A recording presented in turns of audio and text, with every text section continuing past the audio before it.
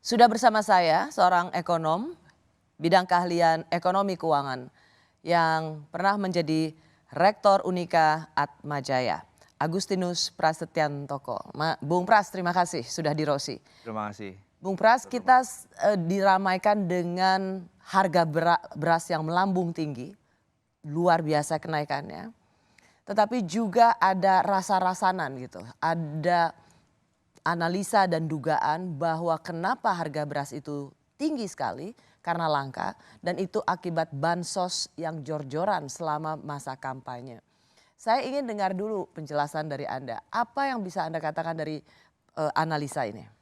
Jadi begini, kalau kita berangkat dari konseptual dulu ya, kalau kita ngomong soal harga itu kan dari demand and supply ya.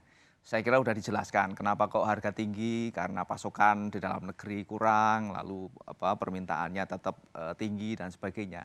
Tapi ada satu aspek lagi selain supply and demand, yaitu distribusi. Saya kira ini yang terpengaruh oleh kemarin bansos. Jadi kalau dibilang bahwa beras itu ada dan kemudian tersedia dan apalagi kita punya kuota impor sangat tinggi gitu ya. Sebetulnya kan secara teoritis barang itu ada gitu. Ya. Tetapi kenapa harga mahal? Saya kira problemnya ada di distribusi. Oke, jadi barangnya ada tetapi tidak dapat didistribusikan dengan baik ke masyarakat. Ya. Sehingga itulah menjadi langka. Betul. Dan salah satu problem kenapa distribusi menjadi permasalahan sehingga harga naik, salah satu kemungkinannya adalah karena memang kemarin konsentrasinya dibagi untuk bansos. Dan bansos ini kan kita tahu ini satu boleh dibilang satu alat politik yang penting ya dalam pemilu, dan ini bukan hanya soal pemilu kita sekarang, itu pemilu Kalau bertahun-tahun juga begitu, begitu. kenapa distribusi untuk bantuan pangan waktu kampanye bisa lancar? Waktu mendekati pilpres, pemilu legislatif bisa lancar, kenapa distribusi setelah kampanye jadi nggak lancar? Jadi saya kira memang sebelumnya konsentrasinya adalah barang itu ada, beras itu ada, tetapi dipakai untuk kepentingan bansos. Ketika selesai bansos, mungkin ada problem dengan import sudah mulai dilakukan, tetapi belum sampai kepada distributor. Ini kan saya kira yang juga diakui oleh pemerintah, itu sekarang ini konsentrasinya adalah memastikan bahwa beras itu sampai kepada penerima, sentra-sentra penjualan dan sebagainya gitu. Jadi saya kira kalau dari sisi angka ya, bahwa beras itu ada, itu memang ada, tetapi memang sangat mungkin itu belum sampai kepada distribusi yang dekat dengan penerima akhir, sehingga harga tetap dalam situasi yang tinggi. Gitu. Jadi kalau misalnya tetap ada orang yang mengatakan beras itu mahal, Anda mengatakan ini soal distribusi, bukan karena tidak ada beras di tanah air, artinya memang selama ini ketersediaan beras itu hanya dikonsentrasikan demi waktu bansos untuk kampanye aja, Dok? Saya kira itu masuk akal ya, karena kan kepentingan untuk 3 bulan pertama sampai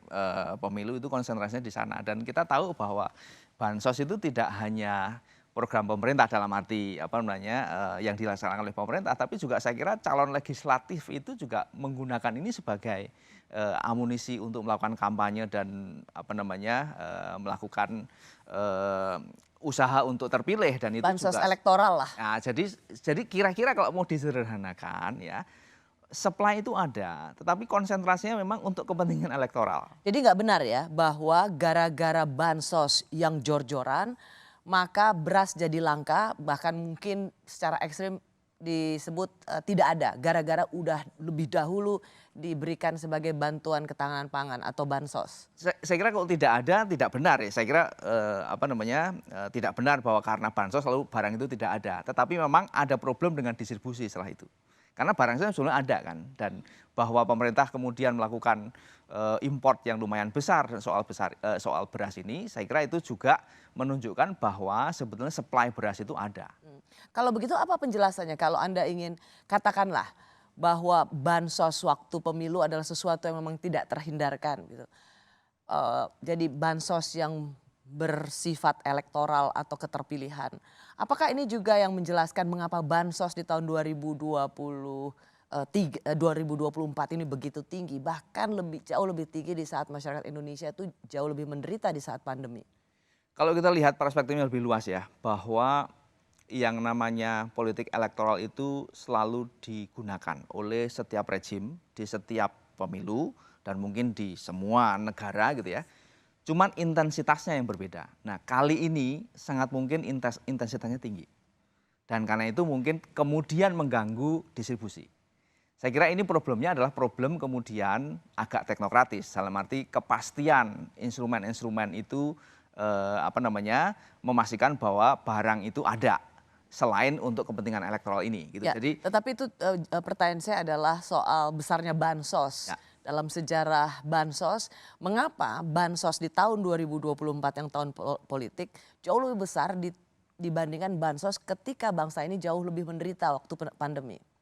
kalau kita sekali lagi lihat perspektifnya tidak hanya dalam konteks ekonomi ya, tapi juga dalam konteks politik, saya kira problemnya adalah bahwa setiap pemilu itu selalu ada kecenderungan untuk menggunakan keuangan negara untuk kepentingan elektoral. Itu sesuatu yang alamiah. Kalau kita lihat dalam pengalaman kita sendiri juga siap ada pemilu, selalu ada upaya untuk melakukan usaha elektoral melalui keuangan negara. Tetapi ketika kontrol dan check and balances itu terjadi, itu tidak terjadi dalam intensitas seperti sekarang.